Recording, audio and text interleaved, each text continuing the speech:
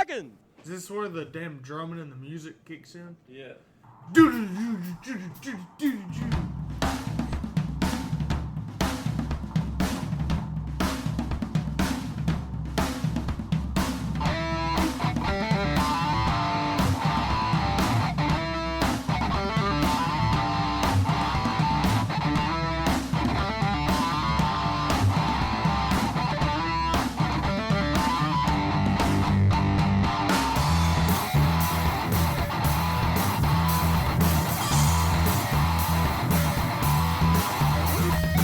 What is going on, everybody? Hello and welcome to On the Pipe Podcast. I am your host, as always, Tyler Shepherdson, and today is Tuesday, April the 25th, 2023, years after zero, and you are joining us just in the nick of time for another episode of OTP Tuesday here on the Pipe Podcast. Now, I got to be honest with you.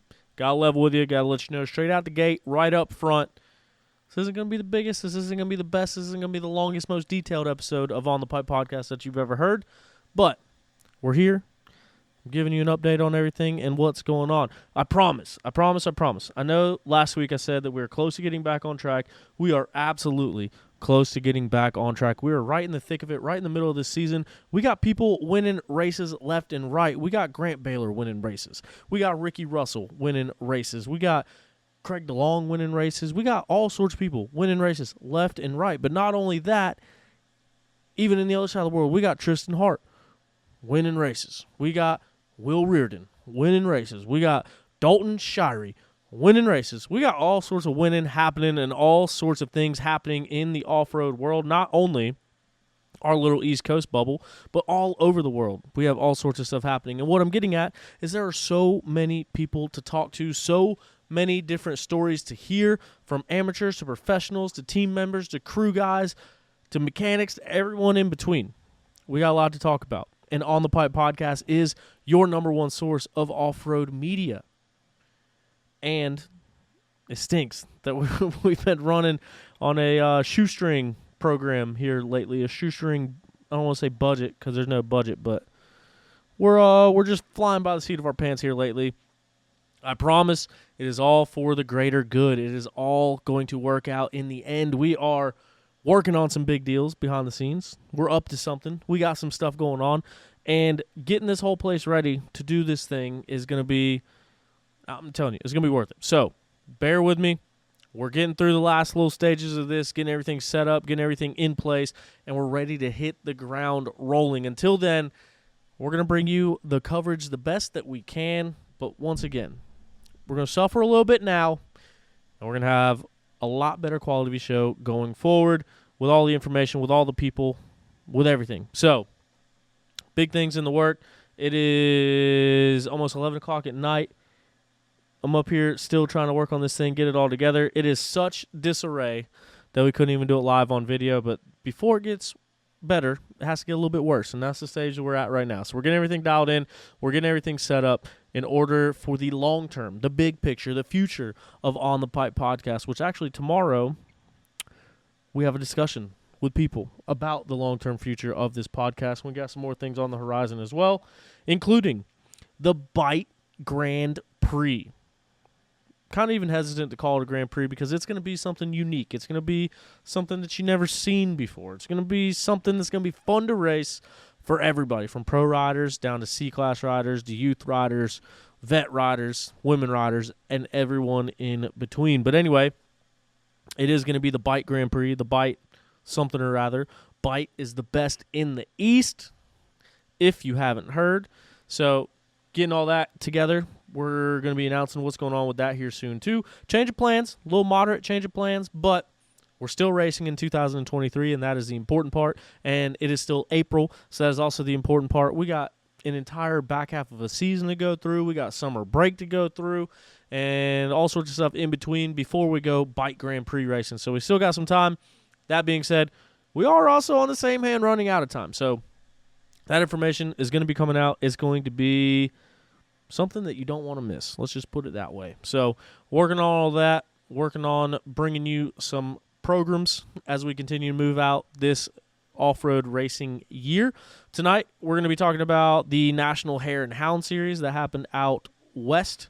We're going to be talking about the U.S. Hard Enduro that happened here out east. And then we're going to be talking about the National Enduro that happened just about in between the west and the east out in Arkansas. So that is where we're at. That is what we're up to. We want to say a big thanks to our buddies over at betausa.com. Check them out. You can build your own Beta, get aftermarket equipment already on your bike, get your own suspension already on your bike by the time that you order it. So betausa.com, check out their available models and to find a dealer near you to get yours today. Also, as always, brought to you by Zach Tussle. Zach Tussle is a racer and a financial advisor. He's been on the show before. If you didn't hear that episode, go back and listen to it. Zach, super cool dude and a racer just like us. Actually just went through a surgery. So making some repairs on his hip and everything that he's been dealing with. So T's and P's out to Zach. That recovery seems to be going well, and hopefully it will continue to go well so Zach Tussle can be on a starting line near you. But sorry if you're listening to this, Zach. You can take advantage of Zach's surgery by utilizing his downtime to talk about your financial future. Hit him up, Zach Tussle. Now that we got those out of the way, let's talk about some racing. Let's talk about some stuff that we got going on. There was a few topics that we didn't hit last week, but all sorts of stuff to talk about. Zach Osborne, I think that was one thing that was kind of breezed over a little bit, is the return of Zach Osborne, him coming out and going racing, GNCC racing. It's the first time that we've seen him, not ever, but since he signed this new deal, since he signed with Yamaha, since he decided to run XC2, it was the first time we saw him due to that elbow injury that he actually came on the show and talked about. So it was our first look at him in the XC2 Pro class. And I think that's a big deal because Zach Osborne is a Supercross champion. Zach Osborne is a 450 motocross champion and one of the biggest names to hit the sport in quite some time. And I feel like everywhere you looked, it was kind of breezed over. Like, I don't remember seeing a lot of coverage about him. We posted a video of him today, but still, it was his first ride back. He just got back on the bike not that long ago, returning from that injury. So it's going to take a learning curve. It's going to take a learning process, and I think that we're going to see that process happen. I think we're going to see it happen rather quickly now that he's getting some seat time back on the bike and getting back used to things, got his first taste of that 3-hour race. Now, we know we raced him back in the day, but it's a whole new ballgame, getting back used to it and getting back into the swing of things. So that was one thing that I felt like wasn't really covered on a big standpoint at all. And what I say about that is, like, Caleb Russell going to race motocross. That was such a big deal everywhere. You would think the deal with, like, Zach Osborne, I don't know. I guess I expected more coverage of it. But Zach Osborne, 14th place finish. He was riding around with that lead pack. That XC2 battle this year is so damn tight. You could throw a blanket over him literally the entire time. And like Mason Simmons. Mason Simmons was 7th place for the first half of the race, and then all of a sudden came back and got 2nd place. So Zach Osborne was running with that top pack in that 7th, 8th, 9th spot, and then ended up dropping a little bit back by the end of the race. I heard there was some... I don't know what's public knowledge and what's not, but Zach Osborne, I think that we're just scratching the surface. I think we're going to see him get better and better and better. The next place we're going to see him at is the Hoosier Ironman Raceway up in Indiana. That place is hero dirt. That place is perfect dirt everywhere. It's wide open. It's fast. I think it's going to suit somebody like Zach Osborne a lot. So I think we're going to see a big improvement out of Zach Osborne when he goes to Ironman because, like I said, I think it's going to suit more of his style, especially when you see guys, either moto guys come out and race or you see guys from overseas come out and race. A lot of times it's that property that they choose to race at, and a lot of times they see success racing there. So I think that's going to be one to look out for Zach Osborne. And get in the swing of things, get in the hang of things, and really put down some fast lap times and run with them boys up there. So what was the other thing? I had something, but lost it. This past weekend, we're going to talk about some of the racing that happened. We'll start things out west this time. We're going to talk about the National Hare and Hound That happened out in Jericho, Utah. So that was this weekend's round of the National Hare and Hound, third round of the series.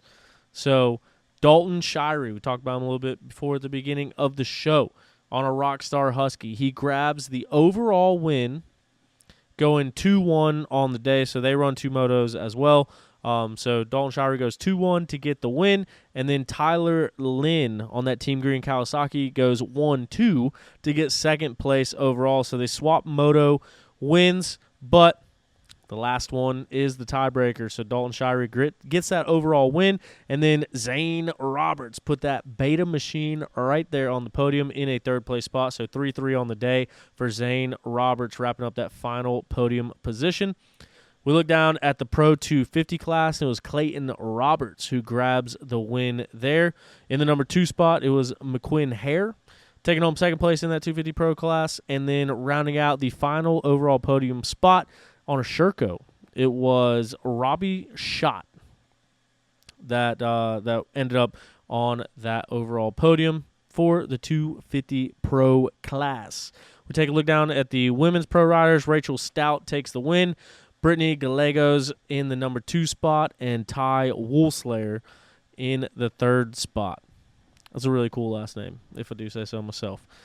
That is the way things happen out there. National Hare and Hound, one of the more unique styles of racing that happens out west. So it'd be cool to get out and see one of those. But those are your results from that round number 3 out there. And then we switch over to the National Enduro. We're going to work our way left to right across the country this time, kind of like you're reading a book. So we started out west, end up right here in the middle, Arkansas, for the Black Buffalo National Enduro. Grant Baylor grabs a win, extends his points lead. What a couple weekends Grant Baylor's had coming out to Camp Coker, grabbing the overall win there. We saw him dominate at Sumter at the National Enduro, and now back on the top in the center of the box, and in the win column is Grant Baylor, extending that points lead with the win out in Arkansas. Ryder Lafferty ends today second place overall in that Pro 1 class, and then Ricky Russell would ride his way to an overall podium position. I guess before we get any farther into the results, do want to throw out some big T's and P's.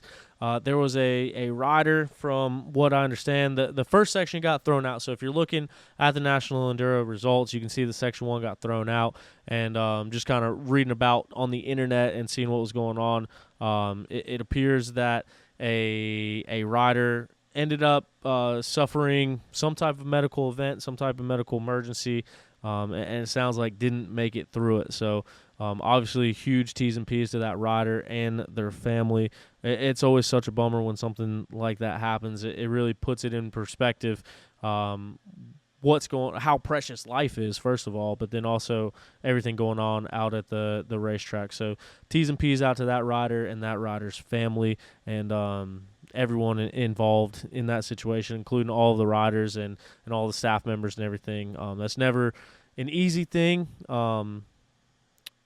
especially when it comes on the racetrack and things like that. It's just a sad thing all around. So obviously T's and P's, and for those that are unfamiliar, that's thoughts and prayers. So you hear me say that a lot on the show, but very unfortunate circumstances, and our thoughts are out with, like I said, that rider and their family. So when you look at Section 2, that was the first scoring section of the day. Ricky Russell grabbed the overall test win in that second test of the day, and kind of just rode a consistent race from there to take that final podium position. But then you look at the top of the leaderboard, Grant Baylor got third place in that second test, and then managed to win out the rest of the day. So third place in Section 2, Test 2, and then Grant Baylor took the win in Section 3, 4, 5, and 6. And then Ryder Lafferty, I guess you can call him the epitome of consistency. Second place on every single test throughout the day. So 2s across the board for Ryder Lafferty. That puts him in second place overall on the day. Not sure if they're still doing that whole bounty spoiler thing, but I guess if that's still going on, then Ricky Russell might have won some money from winning the only test that Grant Baylor didn't win. Not sure. That's what I know they were doing it last year, and it came down to the final round. So I didn't see if they were doing that again this year. But pretty cool idea, pretty cool concept if they are still doing it. Looking now at the Pro 2 class, Liam Draper grabs the win. So Liam Draper went from having not a very good day at Camp Coker, and I don't even mean that results-wise. I mean that from a health standpoint. If you read his write-up about what happened with him out at Camp Coker, he gets right back on top on that Yamaha, grabs the Pro 2 win on the day. Will Stephen Piper would end the day second place in the Pro 2 class, and Grant Davis grabbing his first Pro National podium in that number 3 spot at the National Enduro. So what a day, what an event there. Liam Draper, 4th place in the Pro 2 class on that Section 2, and then won out the rest of the day from the Pro 2 class.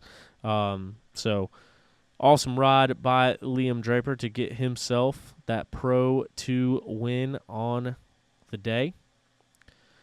And then we'll take a look down at our women's elite class, and it was reigning, defending, multi-time National Enduro champion Mackenzie Tricker who takes the overall win. Rachel Goodish in that number 2 spot, and Corey Steed would end the day 3rd fastest in that women's pro class. So that's how things shook out at the Black Buffalo National Enduro down in Arkansas. Meanwhile, over here on the East Coast in North Carolina at Brushy Mountain Motorsports Park, it was the U.S. Hard Enduro, the 2023 Battle of the Goats. And I was down at Mid-East Hare Scrambles announcing that race on Sunday. Saturday, I was at a wedding, attending a wedding, filming a wedding. So no racing for me on Saturday. But then Sunday, drove down to Mid-East on about 2-3 hours of sleep and announced the whole day of racing out there. But happening just a little bit north of where we were racing at was the Battle of the Goats at Brushy Mountain Motorsports Park. That is a race that I raced on a KDX before, and I was excited to potentially get to ride it on a beta. But unfortunately, like I said, had other obligations announcing that Mid-East Hare Scramble. This was also the first time Battle of the Goats wasn't like in August, like in the middle of the summer. So it was perfect weather, good weather for everyone that went up there and rode, and it looked like a really good racetrack as well. Came down to a battle between Tristan Hart and Cody Webb. Tristan Hart would end up taking the win, though, on that FMF KTM. Cody Webb would be in the number 2 spot on that Factory 1 Sherco, and Ryder LeBlanc took 3rd place overall on the day on a Rockstar Husky. Will Reardon ends the day 4th place. We saw Will get a Hard Enduro win at their last event. And 4th place again on the day was Will Reardon. Also had a beta boy just outside of the top 5, Daniel Lewis in the number 6 spot. So that is the way that the Battle of the Goats shaped up. Seen some of the footage from it. Like I said, it looked like an epic track, looked like an epic weekend, and a lot of stuff going on down there. But, like I said, this episode was going to be short and sweet. But it is all for the greater good. We tried to line up some guests, but I just been all over the place trying to get this thing going and trying to get the studio set up, trying to get my other business set up in here as well.